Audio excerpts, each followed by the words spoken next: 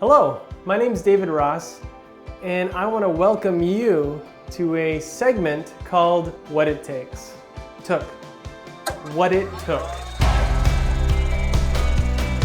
We're going to take a look behind the scenes, those juicy tidbits, precious moments, the drama. Think about the drama, technical achievements that were achieved.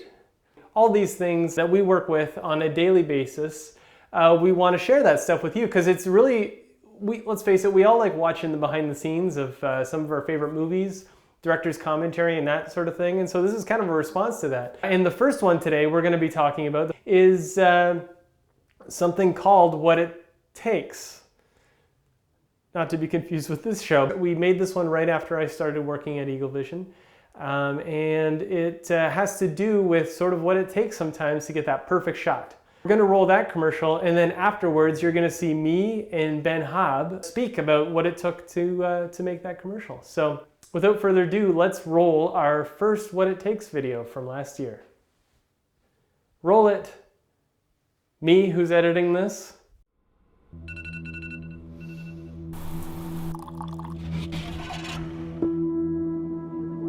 there today, minus 34 this morning.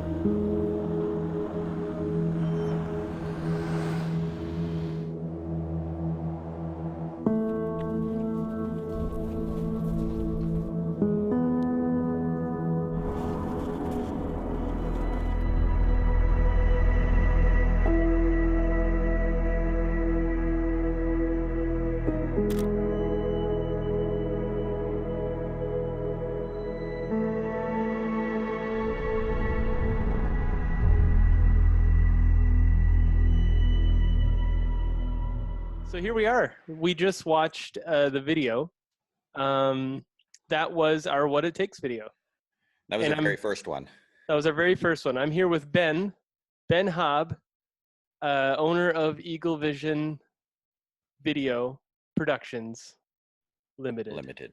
Yeah, I am also here with David Ross, who is I don't know if he's here or if he's here on. I think for you, I'm here.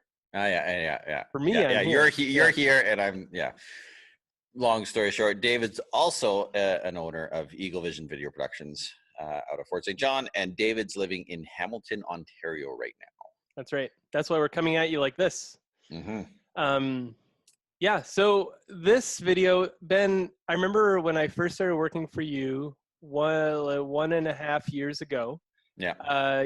You pitched this idea in one of our very first morning meetings, something you've always wanted to do. Why don't you talk about that? Where'd it come from? Sure. I guess the whole What It Takes series has been rolling around my brain for probably 5 or 6 years prior to when you started working for us there, Dave, and prior to you being a co-owner as well. But it was, we always, as a company, we really like some of the extreme situations we kind of get thrown into. So either extreme temperature, weather, some of the terrain we work on is not the safest. So we have to take a few extra safety measures to make sure that we can accomplish the jobs that we're set out to do.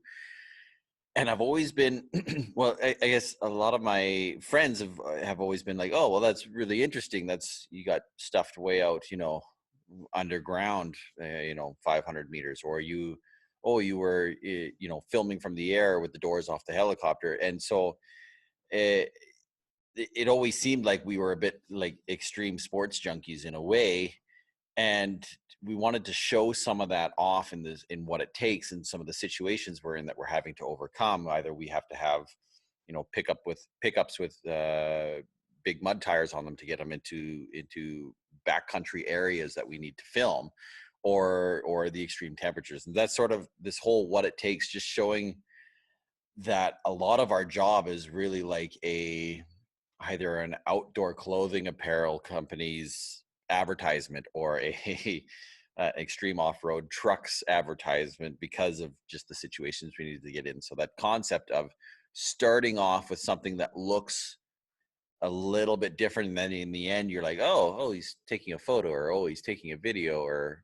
oh, he had to put a security camera way out in the middle of nowhere. So that's kind of where the original concept came from. Yeah, and we're based we're Borscht. We're borscht out of the flesh.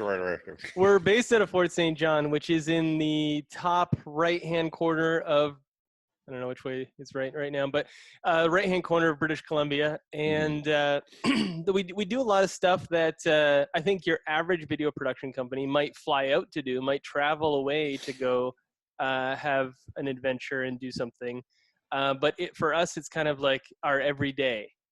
So I think that's kind of cool, and it was neat to see. I think all of us have always been interested in like the behind the scenes. When I was a kid, I watched all the commentary tracks on DVDs. I would watch all the behind the scenes on the lighting and the sound and stuff like that. So for what we've been doing in Fort St. John, it's kind of cool to sort of see what a dramatic take on what it looks like behind the scenes for us. So, so why don't we start going through what it took to actually make this What It Takes video? For sure. Well, I really liked, and Dave was a cinematographer on all of this, and also did a lot of the director of photography, lighting work, and setting up the whole storyline along it. And the really neat thing I liked that Dave brought to it was you were, 3 months in Fort St. John? 4 months? 3 months?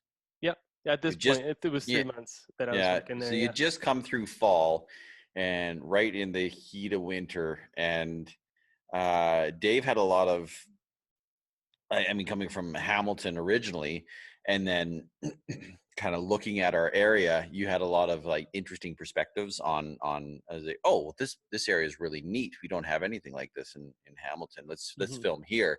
And these were all things that were within a 3 to 5 minute drive out of Fort St. John, like right in the local area, darn near within city limits. Like one was just past the airport, and it looks like, a desolate tundra in some of the shots here. But anyways, so we start off here in Dave's apartment, which I think he did a great job lighting.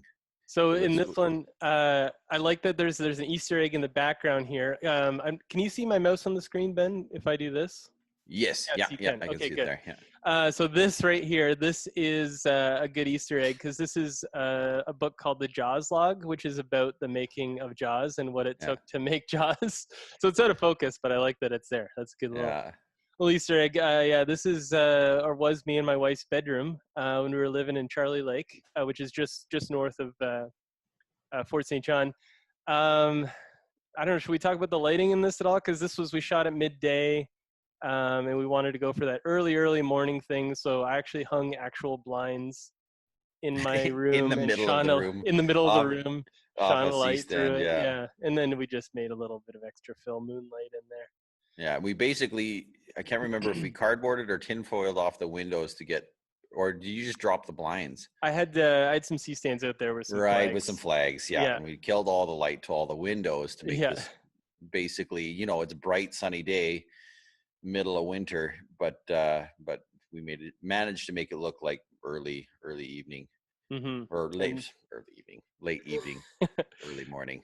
And this has been waking up here, and there's his phone, Colin. I remember orchestrating the phone thing was difficult to get it to, like, we had it on like an alarm or something, like it was gonna come in at a certain time, and we're just pre-rolling on that for a full minute waiting for this alarm. This is that's my shower. That's steam. That's a fog machine actually coming out of the we had a fog machine and the shower going, just to try to get a little bit coming out. This is our coffee machine at work. I remember staying after work for like a good hour and a half trying to make this shot better. Because, like when you're by yourself and you're just with your video camera, you just keep trying to make something better and better until it's totally. Yeah. Perfect. So this shot looks, and for all purposes, is the most basic shot in the world of a coffee cup getting filled. But I spent time on it. A lot of the shots that we've done here are only two lights. Like you had your 120D and a panel light, or actually even at this point, I think we just had two panel lights. Yeah, I think it's just two panel lights, and then just one's gelled to make it look like it's the sunlight hitting it, or maybe a tungsten source or one of those like sodium vapor lights or something. And they're not very big lights. Like the panel lights itself are maybe about 8 inches to 10 inches across, Yeah, about 5 or 6 inches tall, and they're made by Aperture, and they're actually throw a surprising amount of light. they're great. They're We like a workhorse. they are a workhorse and they take the big Sony LP batteries on the back, so they're nice and universal. You don't have to have them plugged in all the time.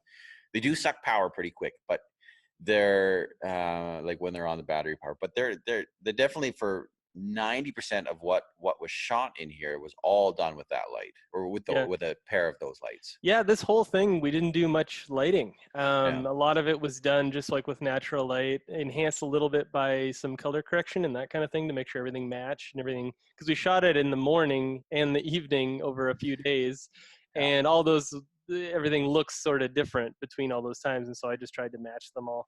Yeah. Next we got you scraping here. I think that's all natural light. I don't know if we had any lights for this part. That's a headlight. You know? Yeah, I don't think we did on that one. We actually used the actual sodium vapor light out in front of our old shop. Yeah. We didn't try too hard to make things look like super real, or what's like uber designed. We wanted it to look sourced, like this is what we were actually doing, so we wanted it to look that way too. Oh, exactly. So this is my favorite part for us to talk about today, is this shot. Of course it would be. This is the first time I crashed a drone. Yes. So what you're seeing here is a drone. So is this legal what we're doing here? Should we? Oh, of course. Yeah, no. Yeah. So we're flying over one of my parents' fields. Mm-hmm. We're off distance from the road there. And what I wanted to happen was, as the camera was rising up, as we were kind of simulating the sun rising in the day, the tree cover out in front, I wanted that foreground to come right in, because we're right on the edge of a field going into some bushland there. And as we're rising up here, we got the shot, luckily enough, and luckily we broke a propeller on the drone, and that was it. The drone itself was okay, but I got up above the tree line, and there was one, and everything was looking great, and then there was one dead tree that stood about 10 feet taller than all the other trees, and I was strafing to the side, and of course, watching as I'm flying, I didn't see that one tree, and sure enough, we hit it and down tumbled the drone through the trees. But luckily, a couple of propellers swapped out, and off we went again. It was an incredible setup, to say the least. Not only, like, I was driving the truck and Ben was in the truck driving a drone via video sideways, tracking with us at the same time. I mean, it was a highlight for me for how how small this is, but how big this shot looks. I love. I love that we went for it for real, you know? Yeah, and your color correction in this point really sold it as that really early morning dusk. This one was early morning, but anybody that lives in Fort St. John or in the surrounding areas knows that dead of winter in December, this could be 10 in the morning and it would still look like this. Yes. So this is it. It was actually quite a bit brighter than it was in this particular shot, and Dave's color correction really gave everything that flow through either sunset or sunrise, and was able to match everything to look the same, look like it was on the same day, which was fantastic. Yeah, I was going for a certain color of blue here. Trying to just sort of maintain that. The snow is really good for keeping consistency, because if I could match the snow, then everything else sort of followed. Yeah, matching motion when you're flying is really interesting as well. So yeah, because it's shot, right on. It's like it's got like a bar attached to our truck here. And that's kind of the effect you want, right? You want to be draw people's attention to what's sticking out in the frame, and match motion cuts are like, especially with industrial and stuff like that we're filming, that circle around top, when you can follow that excavator, or when you can follow that box truck, or when you can follow a pickup truck and match that frame while revealing something interesting. It's always kind of a neat draw. It really draws your eye to what you want them to look at. Totally. Yeah, I remember being really impressed with how this turned out, especially after the drone crashed and all the footage survived and everything. But I was like, Yeah, oh, this is great. This is exactly what I want this to look like. yeah. We cut inside the car here. I was really inspired by just some commercials that my friends have made. Cinematographer Roger Deakins just sort of doing that thing where he just silhouettes everything. Mm, um, Chivo, the guy who did The Revenant, like stuff like that. I'm in the north. I wanted to take advantage of some of that imagery, and these tall, skinny trees. I remember thinking that looked really neat, especially not coming from that area. So mm. just a little bit of texture there. Headlights, love a good light flare. Can't get enough. And then here we go. We got this was an evening shot. This was So we go from that morning to evening, and Mhm. we had a call. We did a little casting call for dogs that look like wolves, and we landed with this beauty. Yeah, and it that dog was surprisingly well behaved. Yeah, We he was shot good. that so many times, far too many times. It probably took us an hour and a half It did. in the Yeah, bottom of the Peace River or Beaten Valley there. it's just And we're in the middle of the woods, snow's up to my waist. Just getting a camera in position, and then getting a mm, dog in position, and then getting the light of the headlights to sort of work in a background that makes sense. That yeah, it's such a simple two shots, but it's like, oh, it actually takes so much. What it takes to get that picture there is a lot of frustration and a lot of cursing under your breath. but the dog was the least of the issues. Oh, for sure. Yeah, there Just was definitely a lot of. trying to figure out lighting and stuff. Yeah, because I don't think we had any external lights on this. It was just I headlights. think we did a panel to get that pop in the eyes. Oh, Was the only thing. yeah, So because that we couldn't align the headlights with the eyes perfectly. to So get that nice red glow out of them. Yeah. yeah, I really wanted this shot. I think originally I was thinking it would be a night vision because we have some like prototype cameras laying around that are night Mm. vision I was going to use, but I like how this turned out just with the actual camera. Yeah, we were And debating even filming that on high 8 on one of those yeah, to super really high like night vision cameras. change Yeah. for. I love changing formats and stuff like Yeah. that. I love using the medium to tell the story. I don't know if that's just ego because then you notice like someone's making this, Yeah. you're Yeah. kind of taken out of the illusion of the whole thing. But I like that. I like when the medium reflects what you're seeing. Like if you're watching like a 1950s ballroom musical and it's shot in black and white on scratchy Hmm. film, then you're like, oh yeah, that makes sense. Oh, totally. Yeah. And we shot this with the Blackmagic Micro Cinema camera, which is a You betcha. camera. I don't have it anymore, but it's about this big. It's about the size. It's about this big.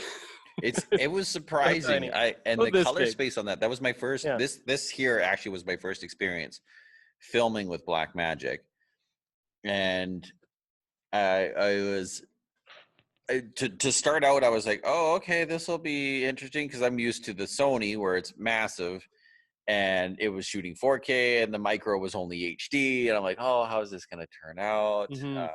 But as soon as you showed me the first couple of shots in RAW and how much latitude you had and how much range you could push the colors without having them banding or any of that kind of stuff was really really fun. So it was a great experience. Yeah, we It really kind of stretched sold it on me. this one in like the minimum amount of light we could Yeah. shoot in and that kind of thing.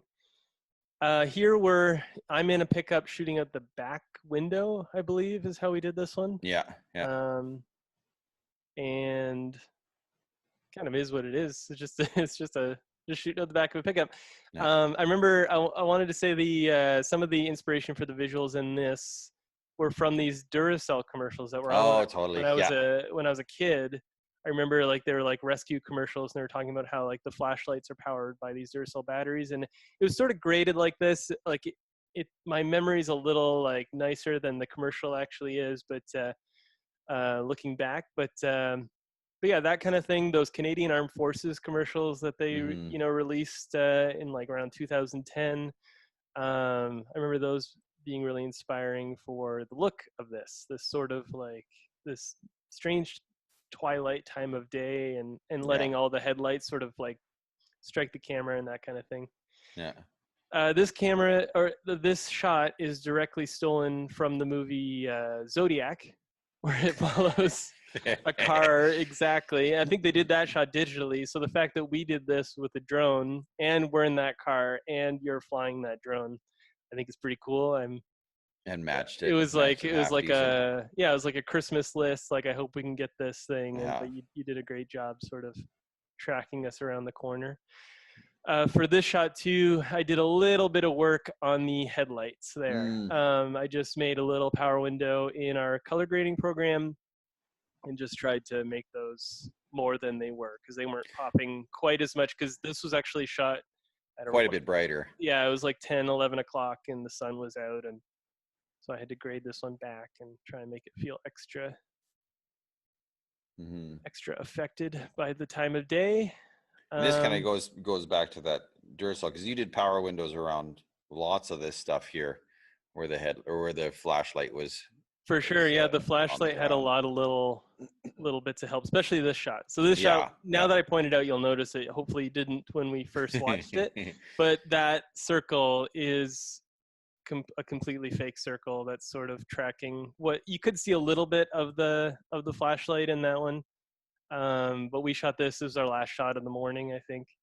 And the sun, I think, it was overcast, but the sun had broken past because it was actually after the drone shots we took of the final the final reveal there on the final reveal there. So the sun had already risen.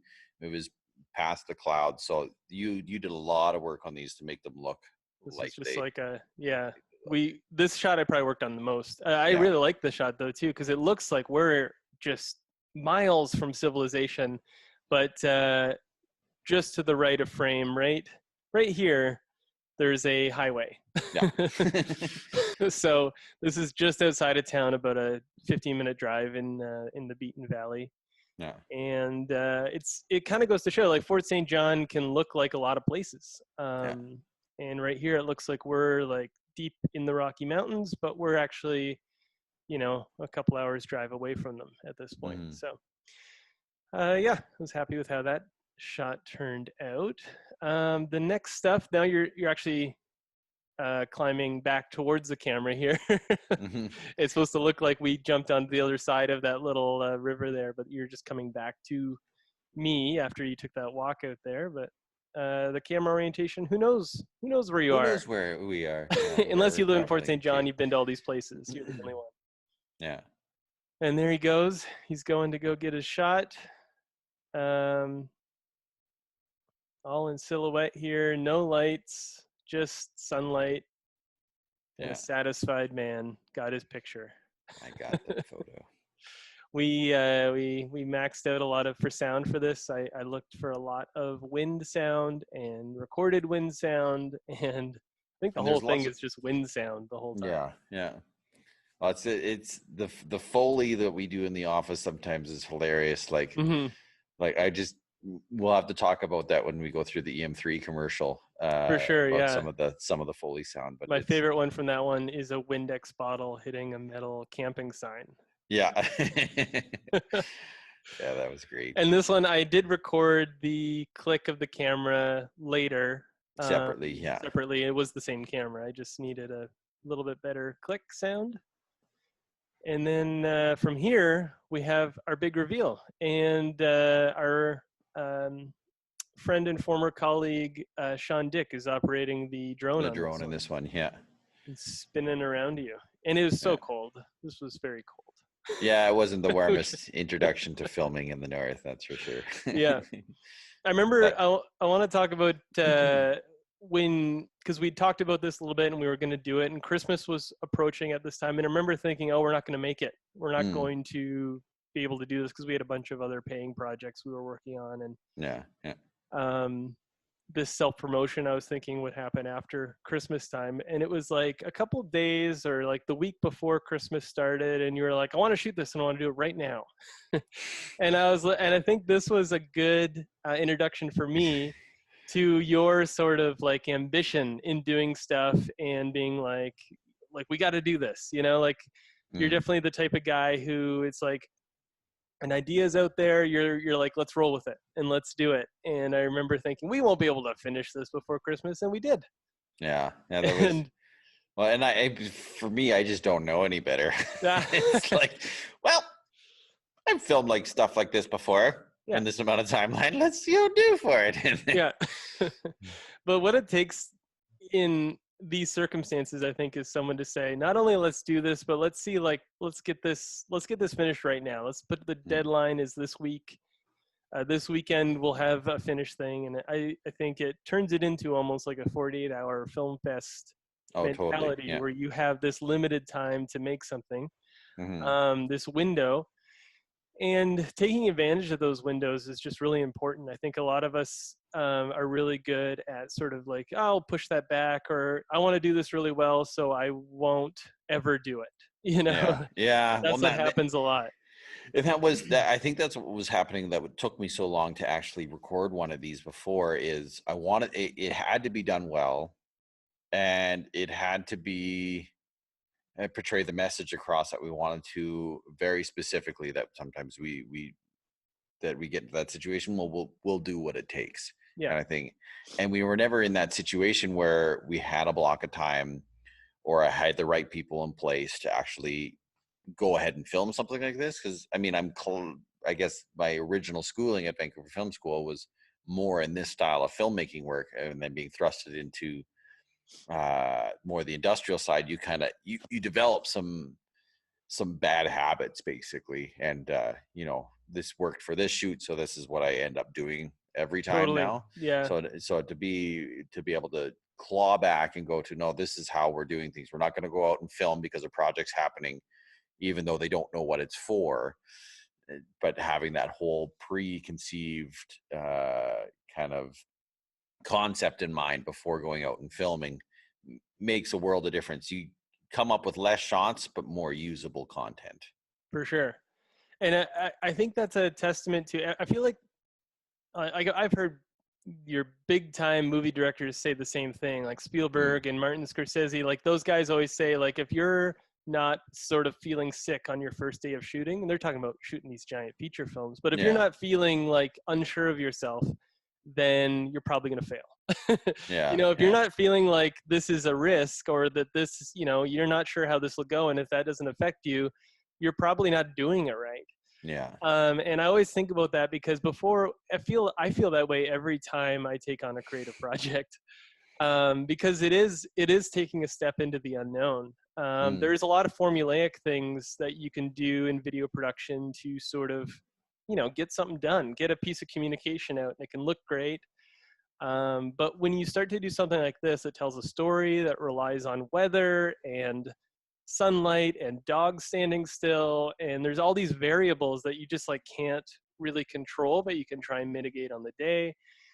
That kind of thing is actually, it's really exhilarating. It's kind of one of the reasons I'm in this business, is because every day is something new. But it's also, I feel, it does, every time you do something like this, I feel like you are taking a risk. And I think that is, I remember when we first made this, we had just started working together, and I was like, okay, I can work for this guy. Like, he's got some ambition and some vision, and also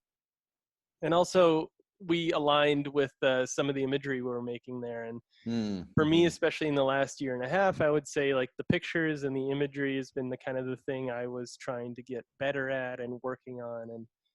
And it really opportunities. And it really shows. I mean, we've done in January here some lighting classes that you put on for all the staff, and you see everybody's mind shift a little bit on how they're trying to improve that imagery.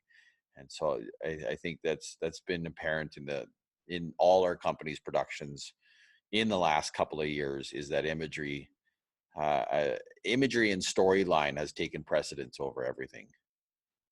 That's awesome. Yeah, it's definitely something that I really care about.